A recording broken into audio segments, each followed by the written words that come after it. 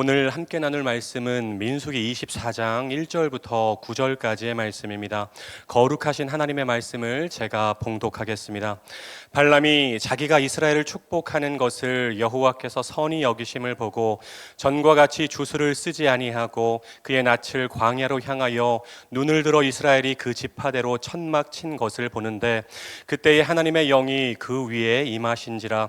그가 예언을 전하여 말하되 부올의 아들 발람이 말하며 눈을 감았던 자가 말하며 하나님의 말씀을 듣는 자, 전능자의 환상을 보는 자, 엎드려서 눈을 뜬 자가 말하기를 야곱이여 내 장막들이, 이스라엘이여 내 거처들이 어찌 그리 아름다운고 그 벌어짐이 골짜기 같고 강가의 동산 같으며 여호와께서 심으신 침향목들 같고 물가의 백향목들 같도다.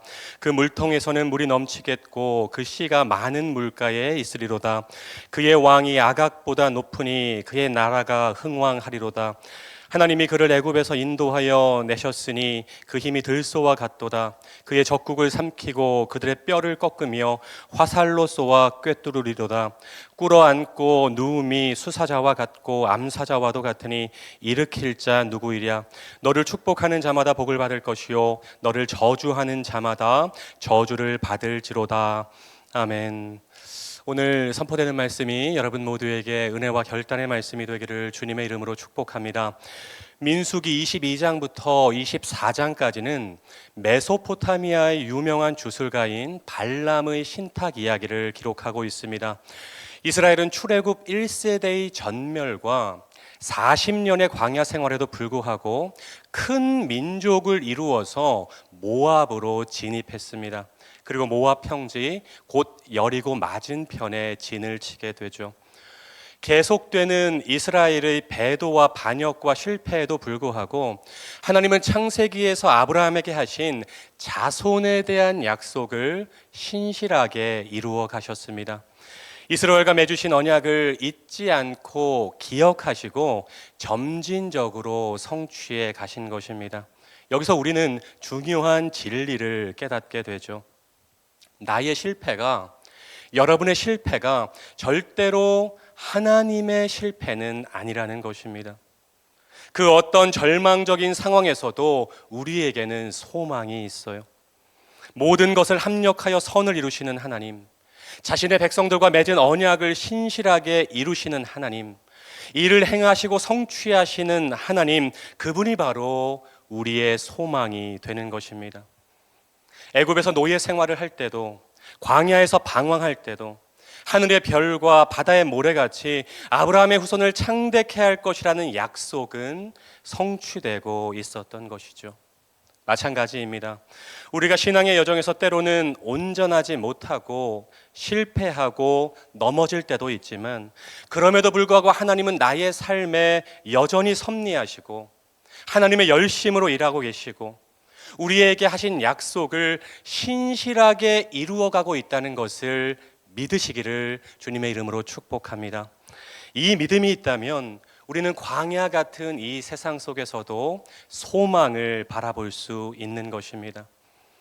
이스라엘에게 도저히 군사적으로는 상대가 안 된다고 생각한 모압의 발락 왕은 그 시대 가장 강력한 무기 중의 하나로 인식되었던 신탁을 동원하기로 작정합니다. 수소문 끝에 메소포타미아의 유명한 주술가 발람을 초대해서 이스라엘을 저주의 신탁으로 공격하고자 했던 것이죠. 그러나 발락 왕의 이런 의도와는 달리 계속해서 발람은 이스라엘을 향해 축복의 말을 쏟아내게 됩니다. 오늘 본문은 발람의 세 번째 신탁의 내용입니다. 그런데 1절과 2절을 보면 발람이 이전과는 뭔가 달라진 모습을 보이고 있죠.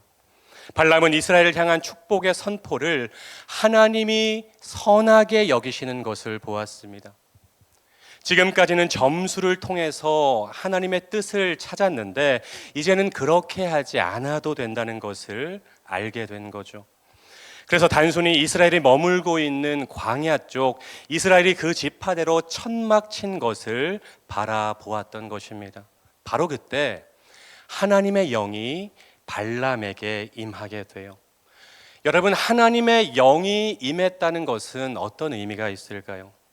세 번째 신탁 역시 저주가 아니라 축복이 될 것이라는 것을 암시해 주는 것입니다. 세 번째 신탁의 핵심은 앞으로 있게 될 이스라엘의 운명이었어요. 먼저 발람은 이스라엘이 차지할 땅이 온 세상의 부러움을 사는 땅이라고 선포합니다. 5절부터 7절까지의 내용이죠. 발람은 이스라엘이 거주하는 장소를 마치 에덴 동산처럼 묘사하고 있습니다. 그리고 이스라엘을 물가에 심겨진 나무라고 표현하고 있죠. 시편 1편의 복 있는 사람의 모습과 유사한 모습입니다. 발람은 이스라엘을 에덴 동산에서 하나님의 축복을 누리는 백성으로 묘사하고 있는 것입니다. 바라기는 여러분의 가정과 삶이 이런 모습이었으면 좋겠습니다. 말씀 삶 공동체의 모든 가정들이 여호와의 동산 같고, 여러분 한 분 한 분이 물가에 심겨진 나무 같아서 풍성한 열매를 맺는 복 있는 사람들이 다 되시기를 주님의 이름으로 축복합니다. 여러분 날마다 그것을 위해서 기도하셔야 돼요. 하나님, 나의 가정이, 우리 말씀 삶 공동체가 하나님의 동산 같기를 원합니다. 하나님, 나의 삶이 물가에 심겨진 나무 같아서 많은 열매를 맺는 그러한 삶이 되었으면 좋겠습니다. 여러분 날마다 기도하셔야 된다는 거예요. 계속해서 발람이 선포합니다. 그의 왕이 아각보다 높으니 그의 나라가 흥왕하리로다. 사울 시대 아말렉 왕이었던 아각이 강한 왕의 상징으로 등장합니다. 어떤 강한 왕들과 대적들보다 하나님이 강하시고 이스라엘이 그들에게 승리할 것임을 선포하고 있는 것이죠. 이어서 발람은 하나님이 함께 하시는 이스라엘의 힘이 들소와 같고 사자와 같다고 말하고 있어요. 8절과 9절 말씀입니다. 여러분, 성경은 종종 이스라엘을 사자로 비유하죠. 사자처럼 용맹스러운 백성이 되어서 대적들을 물리칠 것을 뜻하는 것입니다. 그리고 마지막 9절에서는 발람은 창세기 12장에서 하나님이 아브라함에게 하셨던 말씀을 그대로 반복하고 있습니다. 너를 축복하는 자마다 복을 받을 것이요 너를 저주하는 자마다 저주를 받을지로다. 한마디로 이스라엘이 복의 근원이 된다는 것입니다. 여러분, 또다시 저주가 아니라 축복의 선포를 하는 발람의 모습에 발락 왕이 몸을 떨며 분노하죠. 그리고 발람에게 고향으로 돌아가라고 소리칩니다. 여러분, 민수기에서 발람의 이야기가 많은 분량을 차지하고 있는데 이 발람의 마지막 모습이 어땠을까요? 돌이켜서 하나님의 사람으로 살았을 것 같지만 그렇지 않았습니다. 다음 장인 민수기 25장을 보면 이스라엘 백성들이 모압의 시딤이라는 곳에서 모압 여인들과 음행하고 우상 숭배하는 사건이 나와요. 이 사건이 발람과 무슨 연결점이 있냐고 생각할 수 있지만 민수기 25장에 나오는 모압 여인들과의 음행 사건을 계획한 사람이 바로 발람이었습니다. 하나님이 두려워서 이스라엘을 저주하는 일은 차마 시도도 못했지만 이스라엘이 스스로 저주받게 하는 묘안을 모압 왕에게 알려주었던 것입니다. 그것이 바로 우상 숭배와 음행이라는 덫이었어요. 이 덫에 빠져서 이스라엘 백성 2만 4천 명이 가나안 땅을 목전에 두고 연병으로 죽게 됩니다. 너무나도 안타까운 사건이었어요.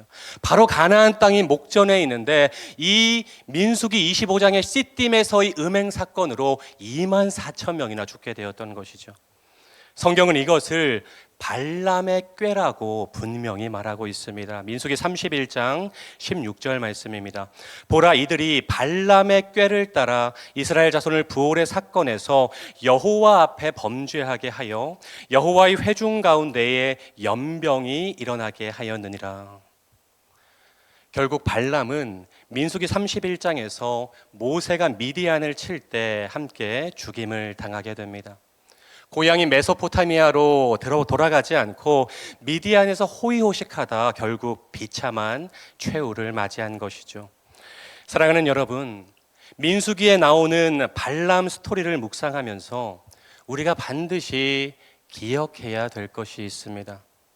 우리 안에 발람이 존재한다는 것입니다. 내가 바로 발람이라는 것입니다.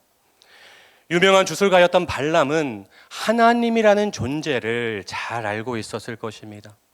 이스라엘의 출애굽 사건, 하나님과 이스라엘의 언약, 그들 가운데 기적을 행하신 여호와 하나님에 대해서 발람은 잘 알고 있었습니다. 또한 주술과 무당에 불과한 자신에게 하나님의 언약 백성인 이스라엘을 저주할 수 있는 권한이 없다는 것도 분명히 알고 있었습니다. 그럼에도 불구하고 그는 사신들이 복채를 가지고 찾아왔을 때 아무것도 모르는 것처럼 행동하고 있죠. 발람 안에 욕심과 탐심이 생긴 것입니다. 하나님은 이미 민수기 22장 12절에서 이스라엘을 저주할 수 없다고 분명히 발람에게 말씀해 주셨습니다. 발람은 충분히 하나님의 뜻을 알았고 이해했어요. 그런데 다음 날 아침 발람의 행동은 전혀 달랐습니다.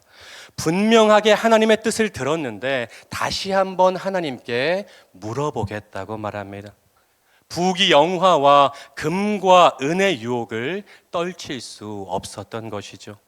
사리사욕에 사로잡히니까 천지분간이 안 되는 것입니다. 욕심과 탐심이 그 마음 가운데 들어오니까 발람의 눈이 어두워지는 것입니다. 여러분, 많은 사람들이 하나님의 응답을 분명히 들었음에도 재차 3차 또다시 기도합니다. 어떻게 보면 하나님의 뜻을 확고히 알기 위해서일 수도 있지만 한편으로는 하나님의 응답에 동의하지 않는 행동이 되는 것입니다. 분명한 하나님의 뜻을 알고 있는데 아직도 내 안에 남아있는 고집과 자아와 욕심과 탐욕으로 하나님의 말씀에 동의하지 않는 것입니다. 하나님의 뜻에 내 뜻을 맞춰야 되는데 내 뜻에 하나님의 뜻을 맞추려고 재차 3차 기도하는 경우가 있다는 것이죠. 사랑하는 여러분, 하나님의 뜻은 명백합니다. 쉽게 알 수 있습니다. 바로 성경 66권이 하나님의 뜻입니다. 그런데 우리는 매번 하나님의 뜻과 나의 탐욕 사이에서 갈등하죠. 내 욕심을 관철시키려는 기도를 하나님께 드립니다. 하늘에서 이루어진 것 같이 땅에서도 이루어지게 해달라고 주기도문은 잘 외우는데 정작 나의 행동은 땅에서 원하는 것이 하늘에서도 이루어지기를 바랍니다의 행동이라는 것입니다. 하나님을 사랑한다고 말하지만 실제로는 돈을 더 사랑하고 권력을 더 사랑하고 명예를 더 사랑합니다. 하나님을 경외한다고 말하지만 사람을 더 두려워합니다. 밤새도록 기도하고 하나님의 음성 다 듣고 다음 날 불순종의 길을 걸어가요.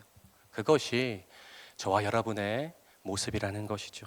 주일날 예배를 드리면서 매일 새벽을 깨우면서 하나님의 말씀으로 은혜를 받았는데 월요일에는 내가 원하는 길을 걸어갑니다. 무슨 말인가요? 우리 안에 발람이 존재한다는 거죠. 지금 앞에서 저도 이렇게 설교를 하고 있지만 저도 마찬가지입니다. 제 안에도 여전히 발람이 존재하고 있어요. 여러분, 하나님께 고백하셔야 돼요. 하나님께 회개해야 돼요. 하나님 용서해 주세요. 제가 바로 발람이었습니다. 이스라엘이 광야에서 실패한 것은 하나님의 계시가 없어서가 아니었어요. 하나님의 임재와 명백한 말씀이 그 어느 때보다 광야 진군에 있었지만 그들은 자신들의 정욕과 욕심을 따라 살았던 것입니다. 여러분, 발람의 스토리를 묵상하면서 하나님의 말씀에 토달지 않고 순종하는 훈련을 시작하셔야 돼요. 민수기 22장부터 24장까지 발람의 이야기를 묵상하면서 와, 발람 참 어리석구나, 여기서 끝나는 것이 아니라 내 안에 있는 발람을 인식하고 인정하면서 하나님의 말씀에 토달지 않는 훈련을 지금부터 시작하셔야 된다는 것입니다. 하나님의 말씀을 그대로 행하는 순종 연습을 시작하셔야 돼요. 담임 목사님이 강조하고 또 강조하시는 말씀삼 운동으로 여러분 안에 존재하는 발람을 죽여 나가셔야 됩니다. 그렇지 않으면 하나님께서 내 주변의 나귀들을 통해서 나를 부끄럽게 하실 것입니다. 여러분, 이것이 너무나도 두려운 거예요. 우리가 신앙생활을 하는데 내 안에 있는 발람을 죽이지 못하고 내 안에 욕심과 탐심을 따라서 계속 걸어갈 때 우리 안에 있는, 우리 근처에 있는, 주변에 있는 나귀들을 통해서 하나님은 여러분을 부끄럽게 하실 수도 있다는 것입니다. 끝까지 탐심을 버리지 못했던 발람의 최후를 마음에 새기시면서 날마다 하나님의 말씀을 묵상하고 삶으로 살아내는 삶, 하나님의 말씀에 토달지 않고 순종하는 삶, 하나님이 자신의 뜻을 알게 하실 때 그대로 행하는 여러분 모두의 삶이 되었으면 좋겠습니다. 내 안에 존재하는 탐심과 욕심의 발람을 하나씩 죽여나가는, 그래서 하나님의 일에 온전히 쓰임받고 사용되는 저와 여러분, 우리 말씀 삶 공동체 모두가 되시기를 주님의 이름으로 축원드립니다. 사랑과 은혜가 풍성하신 하나님, 오늘도 새벽을 깨우게 하시고 살아있는 하나님의 말씀으로 먹이시고 채우시니 감사를 드립니다. 민수기 24장을 묵상하면서 우리의 삶이 하나님의 말씀을 삶으로 살아내는 삶, 하나님의 말씀에 토달지 않고 순종하는 삶이 되게 하옵소서. 매일의 말씀 삶 운동으로 내 안에 존재하는 여러 가지 발람을 죽여가게 하옵소서. 예수님의 이름으로 간절히 기도드립니다. 아멘. 계속해서 다음과 같은 기도 제목으로 함께 기도하겠습니다. 지금 들은 말씀이 내 삶으로 이어지게 하옵소서. 말씀 삶 공동체가 또 다른 희년 3년의 복을 누리는 복된 믿음의 공동체가 되게 하옵소서. 동네 세매줄 성경 소그룹을 통해 하나님이 예비하신 은혜를 경험하게 하옵소서. 동안 클럽을 통해 70세 이상 성도님들이 기쁨의 교제를 나누게 하옵소서. 육체의 질병과 마음의 질병으로 고통받는 성도들을 주님 권능의 손으로 안수하여 주옵소서. 우리 말씀 삶 공동체가 하나님의 말씀을 붙잡고 승리하는 믿음의 공동체가 되게 하옵소서.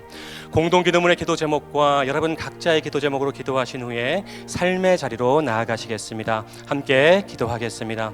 사랑과 은혜가 풍성하신 하나님, 감사합니다. 하나님, 오늘도 새벽을 깨우게 하여 주시고 하나님의 살아있는 말씀, 운동력 있는 말씀으로 저희를 먹이시고 채워주시니 감사합니다. 하나님, 오늘 선포된 말씀 한 귀로 듣고 한 귀로 흘려버리는 말씀이 되지 않게 하여 주시고 우리의 삶 가운데 적용하고 실천하는 능력의 말씀이 될 수 있도록 주님 아버지 인도하여 주시옵소서. 하나님, 우리의 삶이 하나님의 말씀을 가까이 하는 삶이 되길 원하고 하나님의 말씀을 준행하고